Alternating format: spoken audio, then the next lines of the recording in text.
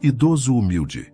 Entra em concessionária de luxo e é humilhado pelos funcionários, mas ele entrega um envelope ao único que lhe tratou bem. Abra quando estiver só. O sol da manhã batia contra o vidro espelhado da concessionária, transformando a fachada em uma barreira impenetrável de luz dourada. Para quem estava do lado de fora, na calçada movimentada, a concessionária parecia menos uma loja e mais um cofre de banco de proporções monumentais. Lá dentro não era diferente. O ar era rarefeito, gelado artificialmente e com um cheiro caro de couro novo, cera de carnaúba e o leve toque de ozônio, dos purificadores de ar. Cada carro posicionado sob holofotes teatrais brilhava como uma joia rara sobre o piso de mármore preto polido. Este era o templo de Bernardo. Bernardo, o gerente, observava seu domínio de dentro de seu escritório elevado, uma caixa de vidro que o colocava acima do salão principal. Ele não via clientes, via alvos, não via carros, via margens de lucro. Com seus 30 e poucos anos, cabelos pretos penteados para trás, com um brilho oleoso, e um terno italiano que parecia ter sido costurado em seu corpo, ele era a personificação da agressividade corporativa. Ele havia transformado a concessionária na líder de receita do país. Em contrapartida, como os relatórios trimestrais da matriz insistiam em apontar, ele também a havia transformado na última colocada em satisfação do cliente. Bernardo bufou, lendo o e-mail de reclamação em sua tela. Satisfação, ele murmurou. Satisfação é o som da máquina de cartão de crédito aprovando uma venda de 6 dígitos.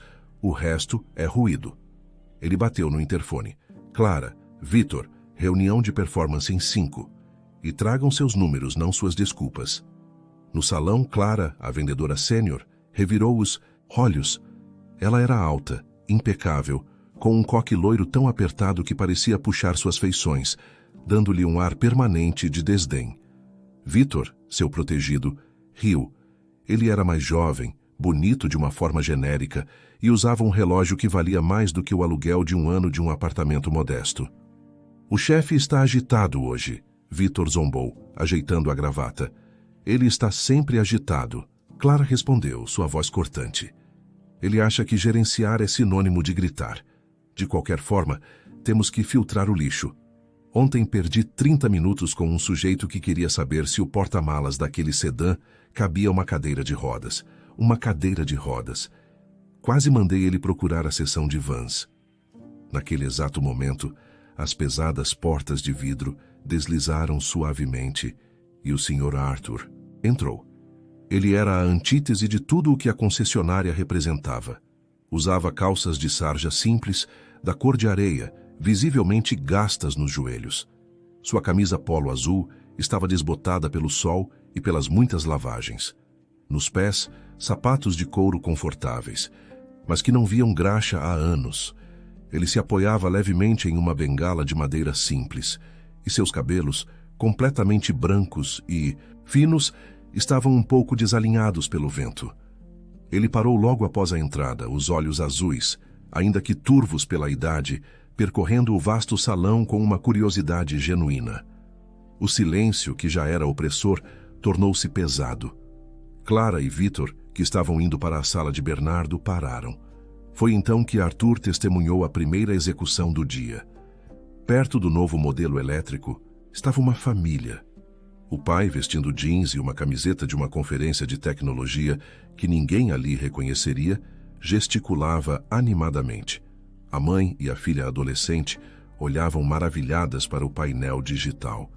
Eles pareciam uma família comum, talvez um pouco fora de lugar, mas genuinamente interessados. Clara marchou até eles. Arthur estava longe demais para ouvir o início da conversa, mas a linguagem corporal era universal. Com licença, Clara disse, interrompendo o pai no meio da frase. Este modelo é reservado para demonstração executiva. O senhor tem hora marcada? Oh, não, disse o homem sorrindo, sem perceber a armadilha. Nós só estávamos... Eu sou engenheiro de software, e essa nova interface de bateria é... Entendo, Clara o cortou, com um sorriso que não alcançava seus olhos. Acontece que o processo para este veículo envolve uma análise de crédito pré-aprovada antes mesmo do test drive. É uma política da casa para otimizar o tempo dos nossos consultores. O senhor pode, por favor, preencher esta ficha preliminar? Ela lhe entregou uma prancheta que parecia conter uma enciclopédia.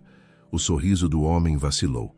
Ele olhou para sua esposa, que de repente parecia muito consciente de seu vestido simples. A humilhação foi sutil, mas brutal. Eu acho que só estávamos olhando então, o homem murmurou, sua empolgação evaporando. Como imaginei, Clara disse, pegando a prancheta de volta. Se me dão licença, tenho clientes reais esperando. A família se retirou encolhida. O homem, que era, de fato, um dos maiores nomes da indústria de tecnologia recém-chegado à cidade para abrir uma nova sede, apenas balançou a cabeça e conduziu sua família para fora. Bernardo, que viu a cena de sua sala, deu a Clara um breve aceno de aprovação. Filtro eficiente. Agora era a vez de Arthur. Ele se aproximou lentamente do carro mais próximo. Um conversível vermelho que parecia rápido mesmo parado. Ele não ousou tocar, mas se inclinou para admirar o trabalho do motor visível, através de uma cobertura de vidro. Ei! Ei! Ei! A voz de Vitor era alta e carregada de zombaria. Ele se postou entre Arthur e o carro, como um segurança de boate. Cuidado para não babar no capô, vovô. Vai manchar a pintura. Clara se aproximou cruzando os braços. Posso ajudar? O tom dela sugeria o oposto. Eu só... Arthur começou, sua voz suave. Eu gosto de motores. Este é um belo trabalho de engenharia. Engenharia? Vitor repetiu, rindo para Clara. Ele entende de engenharia. Ouviu essa? Clara se inclinou para Arthur, como se falasse com uma criança ou um deficiente mental. Senhor, com todo o respeito, esta é uma concessionária de luxo. Não é um museu. E certamente não é um abrigo. Se o senhor está perdido ou precisa de alguns trocados para o ônibus, a segurança pode acompanhá-lo até a saída. Nós não damos esmolas aqui, Vitor acrescentou, sua voz endurecendo. Agora, por favor, vá embora. Você está assustando os clientes pagantes. Arthur olhou de um para o outro. Seu rosto permaneceu calmo, mas seus olhos registraram cada palavra, cada olhar de desprezo. Ele viu Bernardo em seu poleiro de vidro, observando, tudo com um sorriso satisfeito. O gerente bateu no vidro e apontou para o relógio, sinalizando para Clara e Vitor irem para sua sala. Eles se afastaram de Arthur como se espantassem um animal e subiram as escadas. Arthur, sentindo o peso de seus 80 anos, recuou para um canto. Havia um pequeno banco de espera ali, escondido atrás de uma palmeira artificial. Ele se sentou, ofegante. Não, pelo esforço, mas pelo peso da atmosfera. Ele estava prestes a se levantar quando ouviu a voz de Bernardo, agora alta e furiosa, vinda de um corredor próximo. Lucas, na minha sala, agora! Um jovem magro, com um terno que parecia um número maior, saiu de trás de uma mesa. Era Lucas, o vendedor júnior. Ele parecia perpetuamente assustado. Arthur o observou entrar na sala de Bernardo. Embora a porta estivesse fechada, a acústica do salão e o tom de Bernardo carregavam as palavras. Olhe para isso. A voz de Bernardo estava abafada, mas cheia de fúria. 0. Você fechou 0 vendas este mês, Lucas. 0. E estamos no dia 20. Senhor Bernardo, eu... A voz de Lucas era trêmula. Você o quê? Você passou 3 horas ontem com aquele casal que só queria saber do consumo de combustível. 3 horas. Eles vieram de ônibus, Lucas. Você acha que eles vão comprar um carro de 300 mil? Eles estavam guardando dinheiro, Lucas tentou. A filha deles vai começar a faculdade. Eles queriam algo seguro para ela. Eu não pago você para ouvir histórias tristes. Eu pago você para vender carros. A Clara fecha uma venda antes mesmo de o cliente estacionar. O Vitor vendeu 3 carros ontem antes do almoço. E você? Você fica servindo café para a gente que vem aqui só para aproveitar o ar-condicionado. Você é um peso morto, Lucas. Houve um silêncio. Você tem 10 dias, Bernardo rosnou. 10 dias para bater sua meta, ou você estará na rua. E boa sorte explicando isso na sua próxima entrevista de emprego. Baixo desempenho. É uma mancha que não sai. Garoto, agora saia da minha frente, vá limpar os vidros. Pelo menos assim você será útil. A porta se abriu.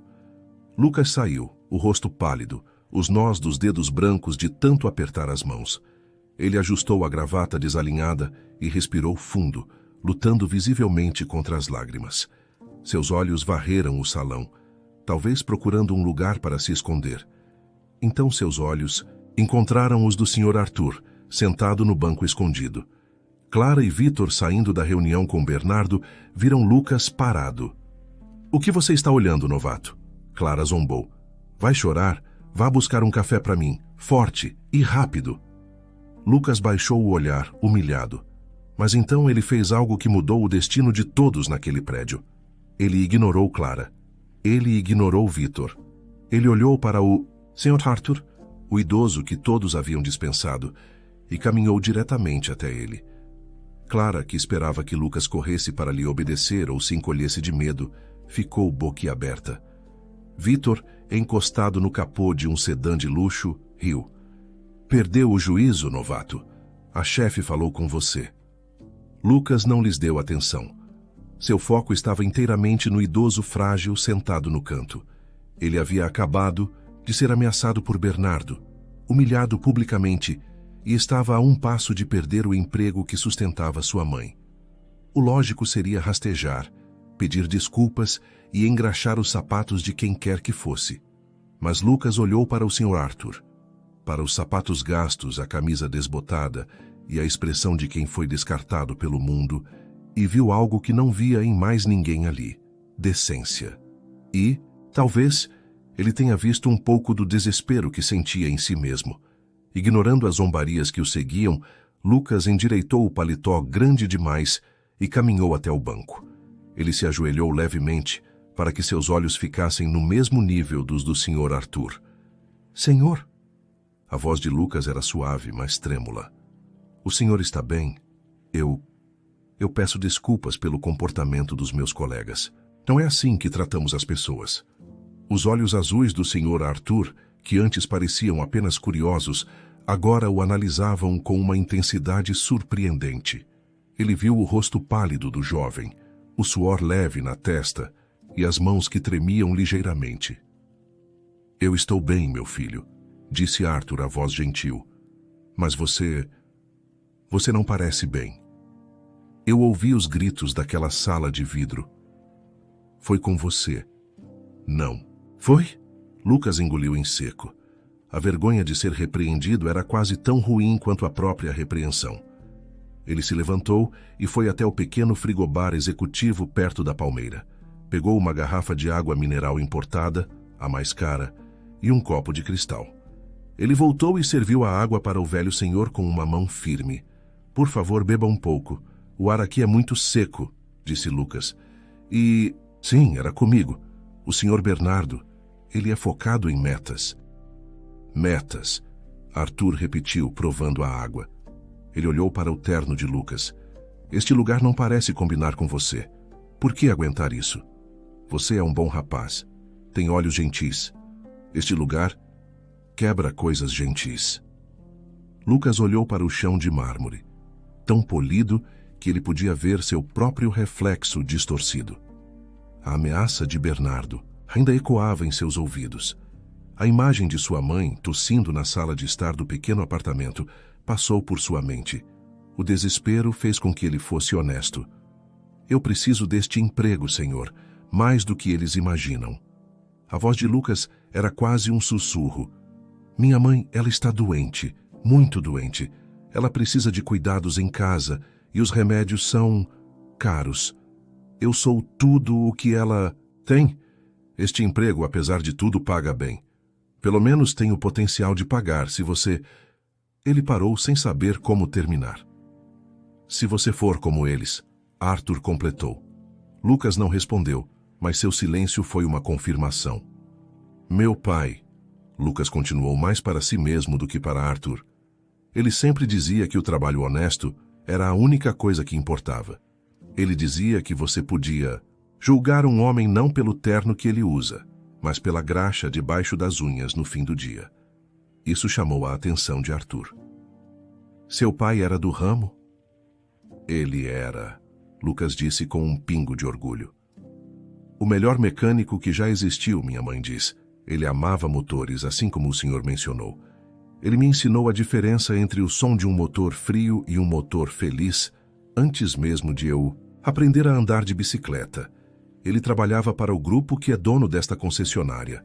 Mas isso foi há muito, muito tempo, em uma pequena oficina do outro lado da cidade, antes de tudo isso virar...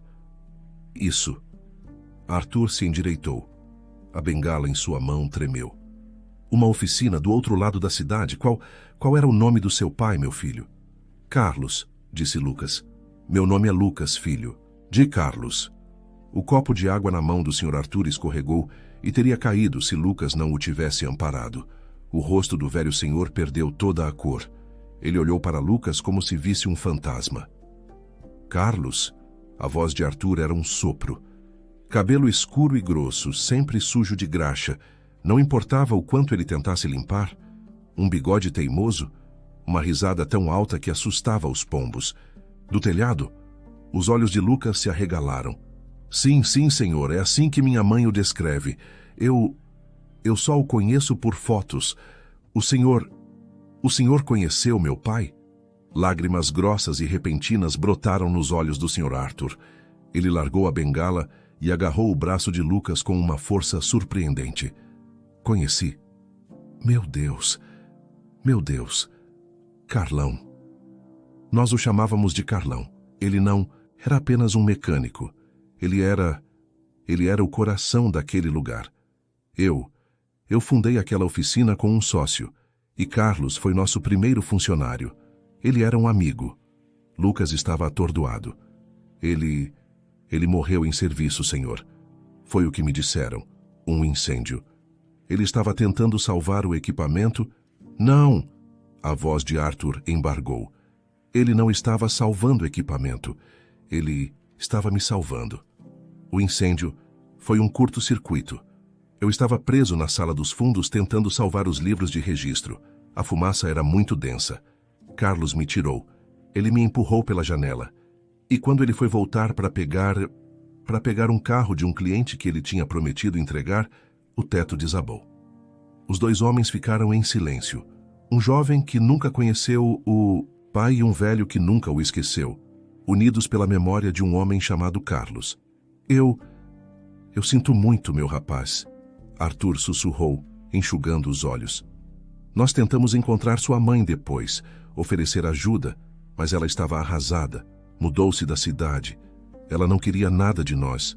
Eu nunca me perdoei. Ela só voltou agora, Lucas disse, a voz embargada, para o tratamento. Eu não sabia de nada disso. Lucas, eu não acredito nisso. A voz de Clara cortou o ar como um chicote. Ela estava parada a alguns metros de distância, o rosto vermelho de raiva. Vitor estava atrás dela, filmando com o celular, rindo. Eu pedi um café há 10 minutos, o gerente ameaça te demitir. E o que você faz? Você decide fazer uma sessão de terapia com o vovô?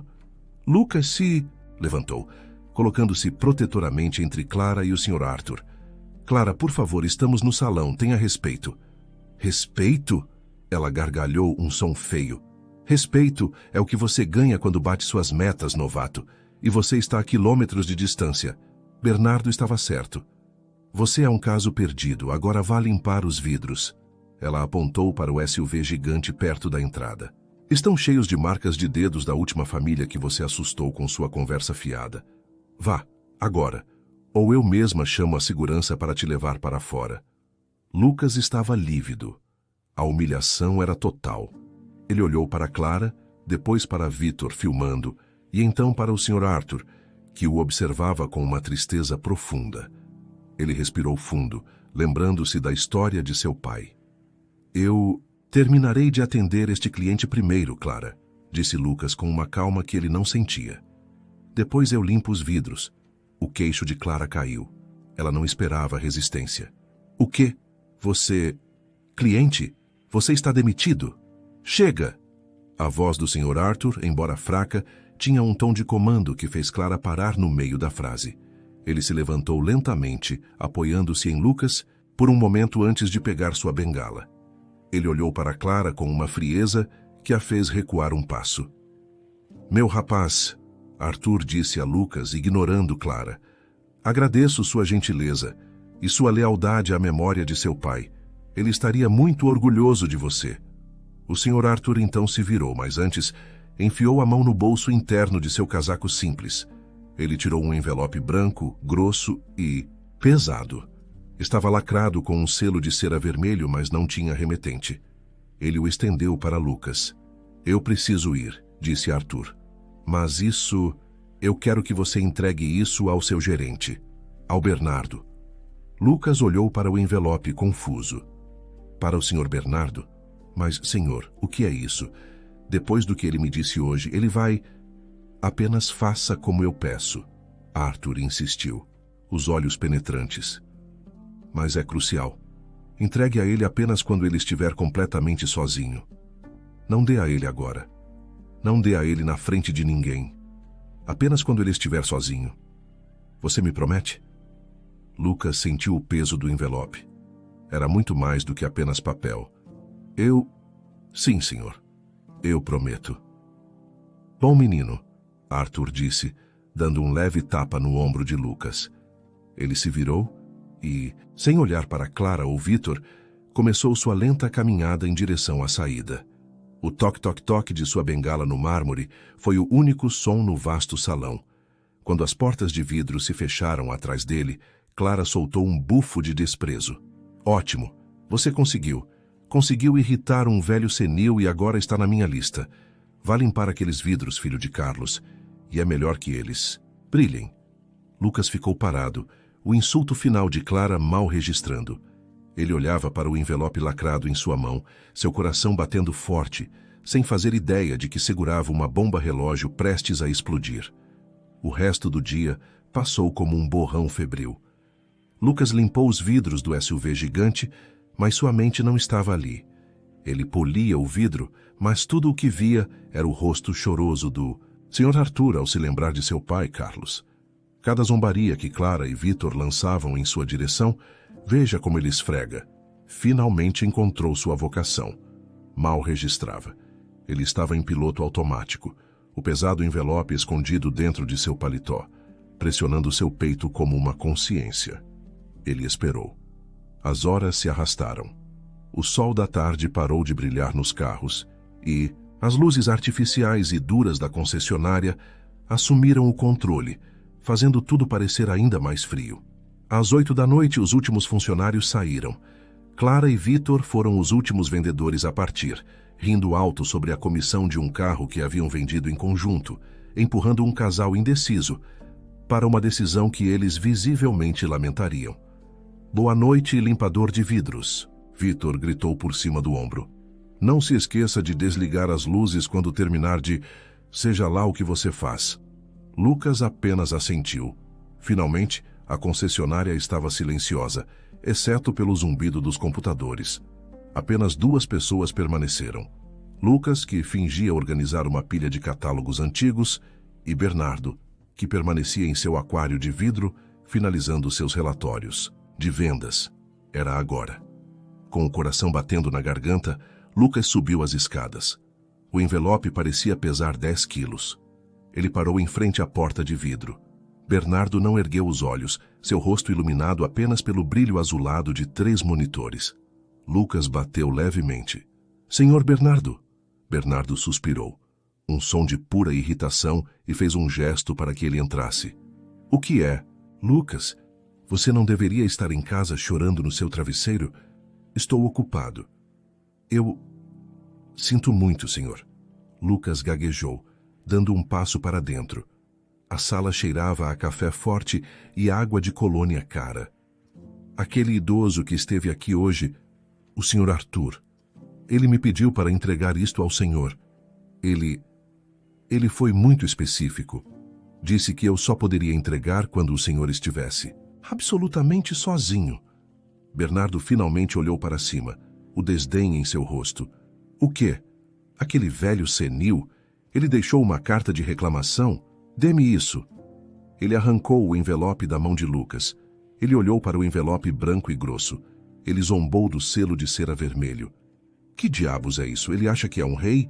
Saia da minha frente, Lucas, e trate de vender algo amanhã, ou aquele velho não será o único a ser chutado daqui. Sim, senhor. Boa noite, senhor. Lucas saiu, mas não foi para casa. Algo o fez parar. Ao lado da sala de Bernardo havia um pequeno cubículo sem janelas, onde guardavam os arquivos mortos e a fotocopiadora. Mais cedo, Bernardo o havia condenado a arquivar os leads mortos do último semestre, uma tarefa humilhante e inútil. Ele entrou no cubículo, acendeu a pequena lâmpada de mesa e começou a mexer nos papéis, a porta entreaberta. A parede entre o cubículo e a sala de Bernardo era fina como papel.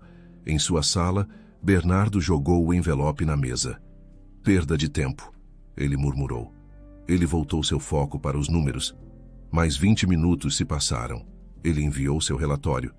Sentiu-se satisfeito. Os números eram excelentes. A diretoria reclamava da satisfação, mas o dinheiro não mentia. Ele estava prestes a pegar sua pasta quando seu olhar caiu sobre o envelope. O selo de cera o intrigou. Era de uma qualidade que não condizia com o homem que o carregava. Com um suspiro, ele pegou um abridor de cartas e cortou o selo. Duas coisas caíram na mesa. A primeira foi uma carta dobrada em papel. Cartão pesado, do tipo que os executivos de alto escalão usam. A mensagem era curta e brutal.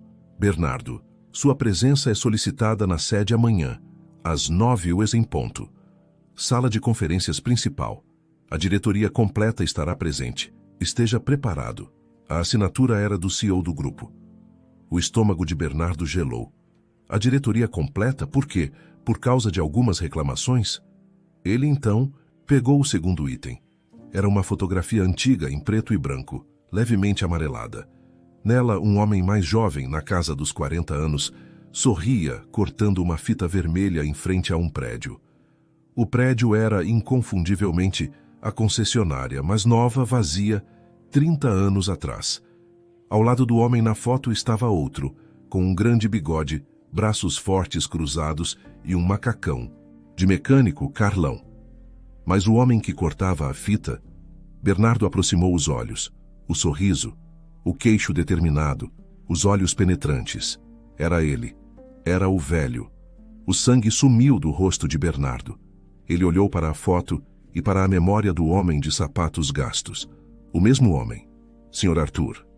O nome fundador. Ele não era um Sr. Arthur qualquer. Ele era o Sr. Arthur, o fundador. O pânico inicial foi sufocante. Ele afrouxou a gravata, o suor brotando em sua testa. Não. Ele pensou em Clara, em Vitor, no que ele mesmo havia dito sobre esmolas. Ele pensou nas câmeras. Mas então, rápido como um raio, a arrogância que o levara ao topo retornou. Era sua armadura. Esperem aí, ele disse para a sala vazia. Esperem um segundo. Ele respirou fundo, seu cérebro calculista assumindo o controle. Eles vão me demitir? A mim? Eu sou esta loja. Eu sou o gerente número 1 em receita em todo o país. Eu dobro as metas deles todo santo trimestre. Eles acham que podem me descartar por causa de um velho senil que decidiu jogar chefe disfarçado? Ele riu, um som seco. Ele me pegou em um dia ruim, é isso. Ele queria um show, ele vai ter um. Mas não o que ele pensa. Ele pegou o telefone e discou o número de Clara. Clara, sou eu. Eu não me importo onde você está.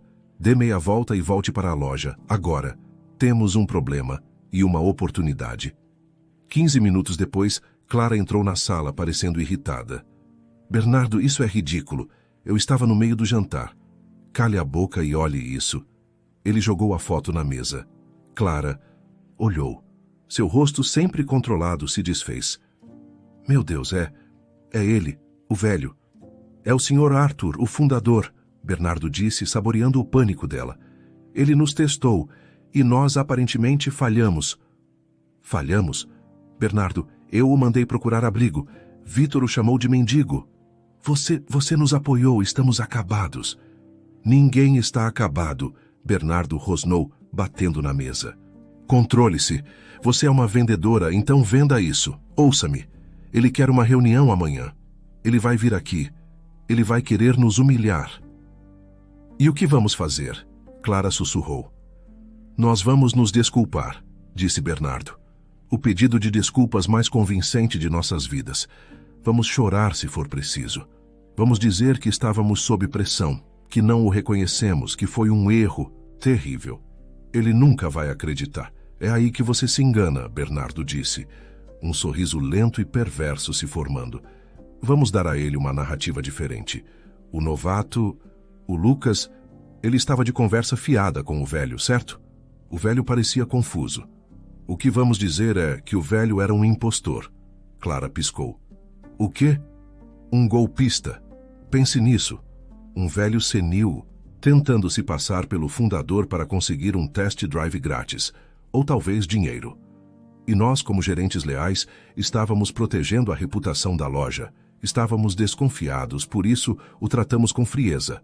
Foi um procedimento de segurança. Claramente a ideia cresceu em sua mente.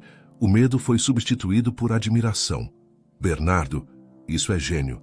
Nós estávamos apenas fazendo nosso trabalho. Exatamente. E o Lucas, o novato ingênuo, ele caiu no golpe. Ele deu água importada ao golpista. Ele comprometeu a segurança da loja. Nós o repreendemos por isso. Nós somos os heróis. Eles riram. Um riso aliviado, conspiratório. No cubículo ao lado, Lucas estava congelado. Ele tinha ouvido cada palavra. A parede fina não escondeu nada. Impostor. Novato ingênuo.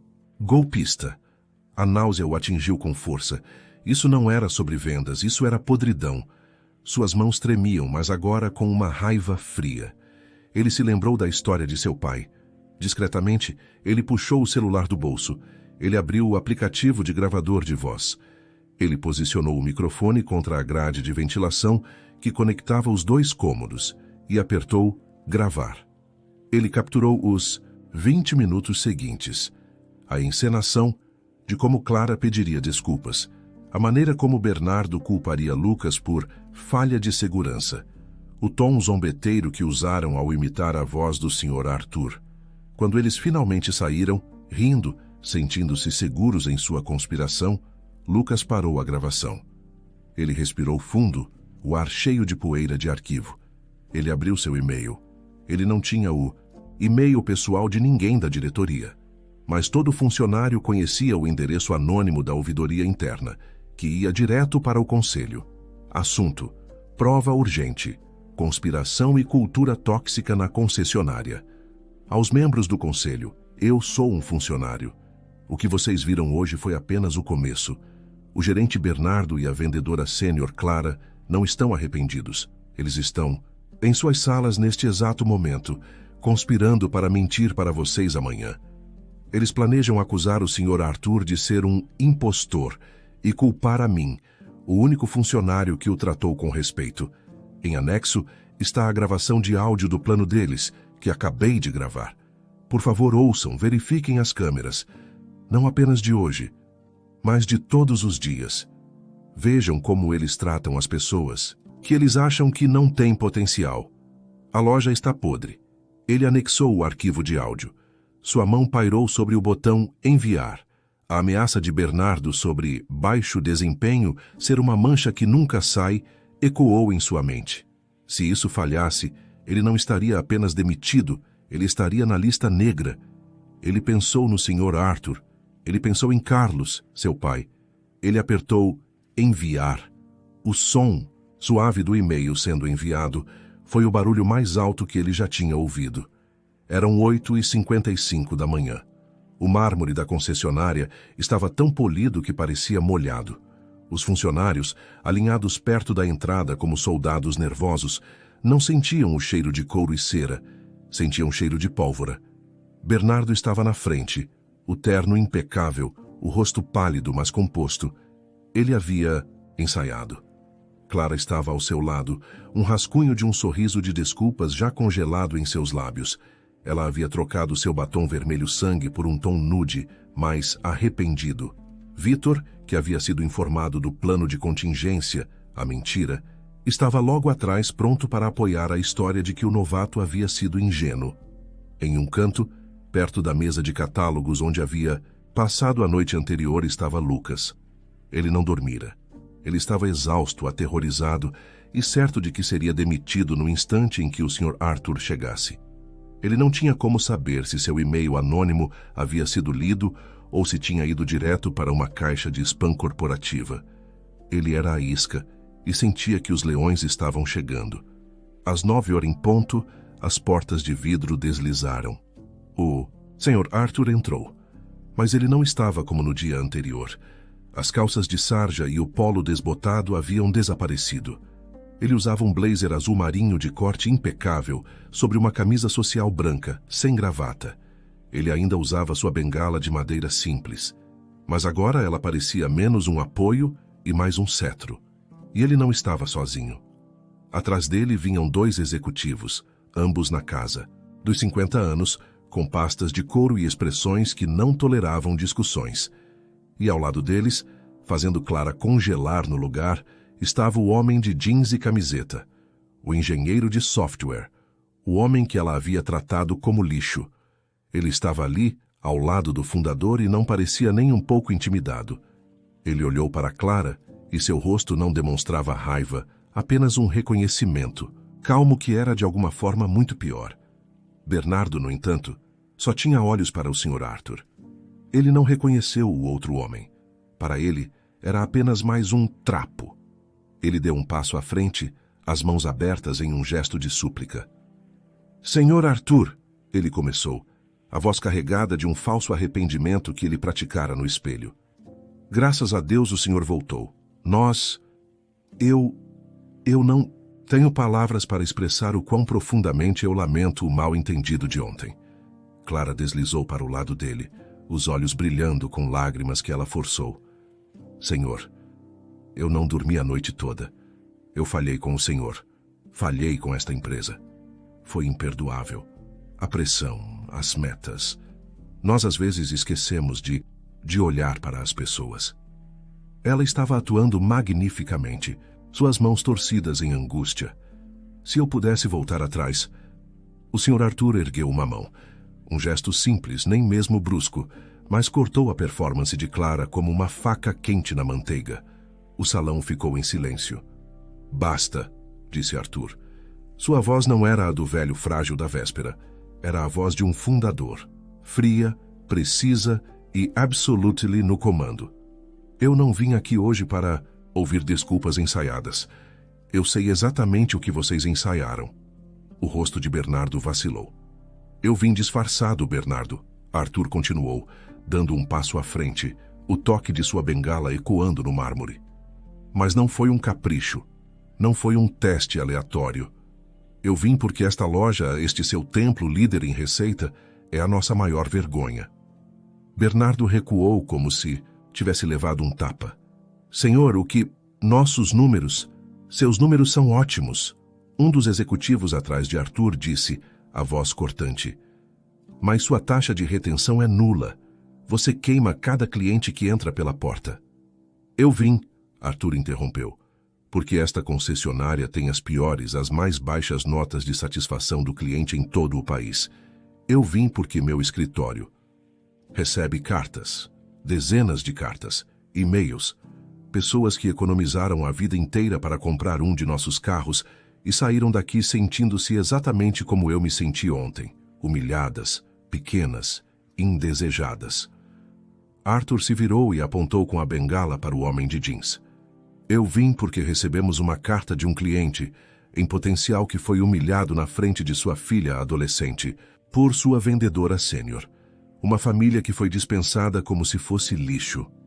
O rosto de Clara, que estava pálido, agora tinha um tom esverdeado. Ela olhou para o homem, que a encarava sem emoção. Clara, Bernardo, disse Arthur, eu gostaria que vocês conhecessem nosso novo parceiro de negócios. Ele é o cérebro por trás de toda a nova plataforma digital de nossos veículos elétricos. Um contrato multimilionário que ele quase cancelou ontem à noite, depois que sua família foi informada de que não tinha perfil para fazer um test drive. Bernardo olhou para o homem, para Clara, e então para Arthur. O suor que ele estava fingindo antes agora brotava de verdade em sua testa. O plano do pedido de desculpas estava morto. Ele entrou em pânico. E em pânico, ele recorreu ao plano B, a conspiração. Senhor, por favor, Bernardo exclamou, sua voz subindo uma oitava. Isso explica tudo. Foi um mal-entendido terrível. O senhor, o homem que veio ontem, nós não achamos que fosse o senhor. Nós achamos que era um impostor. Houve uma pausa. Os outros funcionários que assistiam horrorizados prenderam a respiração. Um impostor, repetiu Arthur, a voz perigosamente suave. Sim, Bernardo disse, agarrando-se à mentira como um náufrago. Ele apontou o dedo tremendo para Lucas, que se encolheu perto dos arquivos. Foi ele, o novato. Ele o tratou com tanta deferência, deu-lhe nossa água importada, agiu como se ele fosse um rei. Nós achamos que era um golpe, que o senhor era um golpista tentando se aproveitar da ingenuidade dele. Nós o tratamos com frieza para proteger a loja, para proteger a sua marca. Nós estávamos fazendo nosso trabalho. Clara, vendo que essa era a única saída, entrou na mentira. Sim, senhor. O garoto é ingênuo, ele conversa com qualquer um. Nós estávamos preocupados com a segurança. Foi um erro de julgamento, mas nossas intenções eram boas. Lucas sentiu que o chão ia se abrir. Eles realmente fizeram isso. Eles o jogaram aos leões na frente de todos. Sr. Arthur olhou para Bernardo por 10 segundos completos. Ele não disse nada, apenas o encarou. O sorriso arrogante de Bernardo vacilou sob aquele olhar. Um impostor, Arthur disse finalmente. Que narrativa conveniente.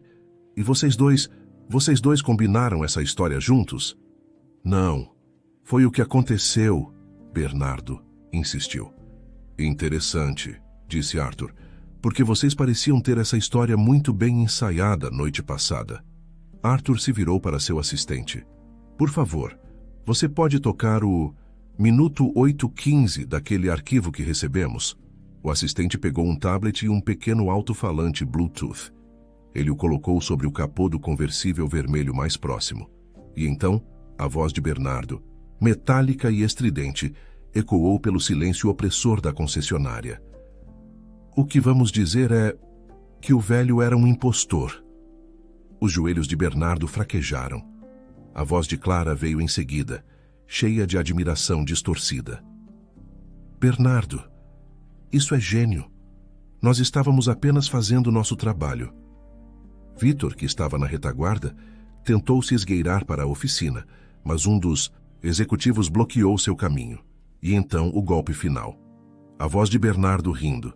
E o Lucas, o novato ingênuo, ele caiu no golpe. Nós somos os heróis. A gravação terminou. O som da risada conjunta de Bernardo e Clara pairou no ar por um segundo, antes de ser cortado. Ninguém respirava. Bernardo estava com a boca aberta, mas nenhum som saía. Ele olhava para Lucas, que estava encostado na parede, pálido, mas agora com os olhos firmes. Bernardo finally entendeu. Eu odeio mentirosos, Bernardo, Arthur disse, sua voz agora cheia de uma tristeza gelada. Mais do que odeio maus vendedores, e mais do que odeio números ruins de satisfação. Ele se aproximou de Bernardo, que estava congelado. Você acha que foi o e-mail anônimo daquele garoto que o condenou? Não. Devido às 247 reclamações formais que recebemos no último ano, as câmeras de áudio e vídeo desta loja estão sob revisão da matriz há 6 meses. Ele gesticulou para as câmeras de segurança no teto. Nós vimos você humilhar a família dele. Ele apontou para o parceiro de tecnologia. Nós vimos você ameaçar o Lucas em sua sala. Nós vimos você e a senhora Clara rirem dos clientes pelas costas, minutos depois que eles saíam. O e-mail e o áudio de ontem à noite? Eles não nos disseram nada que já não soubéssemos. Eles apenas confirmaram a profundidade da cultura venenosa que você criou aqui. A humilhação era absoluta. Não era uma repreensão privada. Era uma execução pública no meio do salão que ele chamava de seu reino, na frente da equipe que ele havia aterrorizado e dos executivos que ele tentou impressionar. Bernardo, o gerente número 1 em receita, não tinha mais nada a dizer. O silêncio que se seguiu à gravação era ensurdecedor. A arrogância de Bernardo, que era sua armadura, se desfez em pó, revelando o homem patético e trêmulo por baixo. Clara soluçava abertamente, não de remorso, mas de puro terror. O parceiro de tecnologia, o Sr. Davi, apenas balançava a cabeça desgostoso. O Sr. Arthur, o fundador, voltou seu olhar para Lucas. O jovem ainda estava encostado na parede, o fantasma na sala que havia visto tudo. Lucas, disse Arthur, sua voz agora suavizada, cortando o ar pesado. Por favor, venha aqui. Lucas hesitou como se não tivesse certeza se também seria punido. Ele deu um passo, depois outro, passando por Bernardo, que parecia ter envelhecido 10 anos, e por Clara, que não conseguia encará-lo. Ele parou na frente do Sr. Arthur. Arthur colocou uma mão no ombro do jovem. O paletó ainda era muito grande para ele, mas naquele momento, Lucas parecia a pessoa mais alta na sala.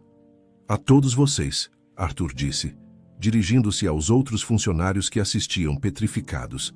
Vocês olham para este jovem e veem um novato, o peso morto, o limpador de vidros. Ele cuspiu as palavras que ouvira na gravação. Eu olho para ele e vejo a única coisa que importa nesta empresa. Eu vejo o filho de um herói. Lucas olhou para ele confuso. Muitos de vocês são novos demais para saber, Arthur continuou, sua voz embargada pela emoção. 30 anos atrás, esta concessionária não era este palácio de mármore. Era uma oficina empoeirada. E nosso primeiro funcionário, o melhor mecânico que já conheci, chamava-se Carlos. Lucas prendeu a respiração. Houve um incêndio, disse Arthur. Eu estava preso, tentando salvar os registros. O teto estava desabando. Carlão, como o chamávamos, ele me tirou de lá. Ele me salvou. E quando ele voltou, não por equipamentos, como diz a história, mas pela aliança de casamento de um cliente que ele havia prometido guardar, ele não voltou. Lágrimas corriam livremente pelo rosto de Arthur. Carlos morreu porque ele entendia que o que fazemos não é sobre carros, é sobre pessoas, sobre promessas. E hoje, ele apertou o ombro de Lucas. O filho dele me mostrou que a integridade é, de fato, hereditária. Ele foi o único aqui que me ofereceu um copo d'água, mesmo depois de ser ameaçado de demissão por seu chefe. Ele se virou para a equipe. Lucas, filho de Carlos, você está desperdiçado servindo café. A partir deste momento, você é o novo gerente assistente desta loja. Um suspiro coletivo percorreu o salão. Lucas ficou sem palavras, as lágrimas brotando em seus olhos. Mas, senhor... Bernardo gaguejou, a realidade de sua situação o atingindo. Arthur se virou para ele e a gentileza desapareceu. Agora, as consequências. Ele olhou para Clara. Clara, você está demitida. Não, por favor, ela gritou. Eu tenho os melhores números. Eu sou a melhor vendedora que você tem. Você, o Sr. Davi, o parceiro de tecnologia, interveio, sua voz calma e mortal. É a razão pela qual minha filha de 15 anos me perguntou ontem se nós parecíamos pobres. Você não é uma vendedora. Você é uma intimidadora. Eu confirmo ao Sr. Arthur que seu tratamento não foi um mal-entendido. Foi malicioso. Segurança, Arthur ordenou. Acompanhe a Sra. Clara para fora, imediatamente. Clara foi levada, seus protestos ecoando e depois desaparecendo. Por fim, todos os olhos se voltaram para Bernardo. Ele estava pálido, esperando o machado cair. E você, Bernardo, disse Arthur, circulando-o lentamente. Demitir você seria fácil, seria um presente. Você iria para a concorrência e em 6 meses estaria envenenando o salão deles com a mesma arrogância. Não. Arthur parou bem na frente dele. Você não vai ser demitido. Você vai aprender. Aprender, Bernardo sussurrou. A partir de hoje você está suspenso indefinidamente do salão de vendas. Seu título de gerente está revogado. O Sr. Arthur fez um gesto para o fundo da loja. Você está rebaixado para o pós-venda. Você vai se apresentar ao chefe da oficina, seu novo supervisor. O horror no rosto de Bernardo foi total. A oficina, o lugar da graxa, do barulho dos macacões sujos, o oposto de seu mundo de vidro e ar-condicionado. E sua primeira tarefa, Arthur disse, enquanto seu assistente colocava uma pilha de papel de quase 30 centímetros de altura na mesa de Bernardo. É esta. Aqui estão as 247 reclamações de uma estrela do último ano. Clientes que você e sua equipe humilharam. Você vai ligar, pessoalmente, para cada um deles.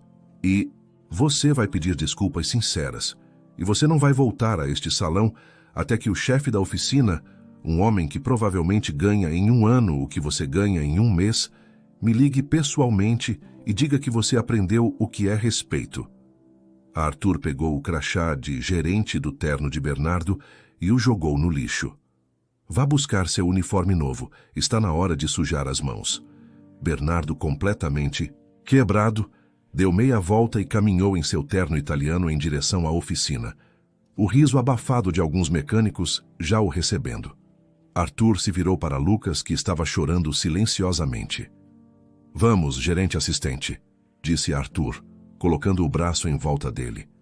Temos uma loja para reconstruir. Um ano depois, o cheiro na concessionária havia mudado. O aroma estéril de couro e cera havia sido substituído pelo cheiro de café fresco e vagamente de pão de queijo.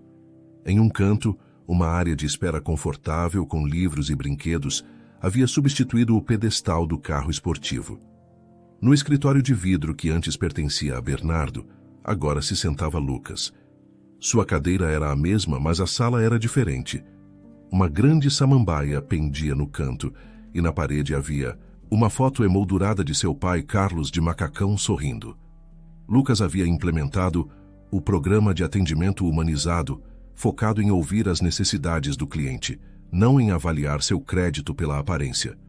A concessionária ainda era líder de vendas, mas agora ostentava uma taxa de satisfação do cliente de 98%, um modelo para toda a rede. Em sua mesa, ao lado de uma foto dele rindo, com o Sr. Arthur, havia uma pequena placa dourada.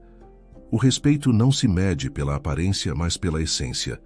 A centenas de quilômetros dali, em uma concessionária menor do grupo, um cliente entrou cautelosamente. Ele usava botas de trabalho cobertas de lama e um colete de construção. Ele parecia ter certeza de que seria expulso. Um vendedor se aproximou dele. O terno do vendedor era mais modesto, mas estava impecável. Seu cabelo não era mais oleoso e seu sorriso, embora cansado, era genuíno. Bom dia, senhor. Bem-vindo. Meu nome é Bernardo. Posso lhe oferecer um café ou uma água antes de começarmos? Por uma hora, Bernardo explicou pacientemente os detalhes de 3 picapes diferentes, focando na durabilidade e na capacidade de reboque, nunca pressionando, nunca julgando. Excelente, disse o homem por fim. Vou levar 3. Uma para mim e 2 para a frota da minha empresa. Bernardo apenas assentiu, um alívio genuíno em seus olhos. Será uma honra cuidar disso para o senhor. Após 6 meses brutais no pós-venda, onde ele aprendeu o nome de cada mecânico, aprendeu a trocar um filtro de óleo e fez todas as 247 ligações de desculpas, Bernardo havia mudado. O chefe da oficina finalmente fez a ligação para Arthur. O rato de terno aprendeu. Ele grunhiu no telefone. Ele é humilde agora. De verdade. O Sr. Arthur, observando a interação de Bernardo com o empreiteiro através de uma câmera de segurança remota, deu a ele uma segunda chance. Mas não como gerente. Ele teve que recomeçar do zero. Vendedor júnior. Hoje, naquela loja menor, Bernardo é conhecido como o vendedor mais respeitoso e humilde da equipe.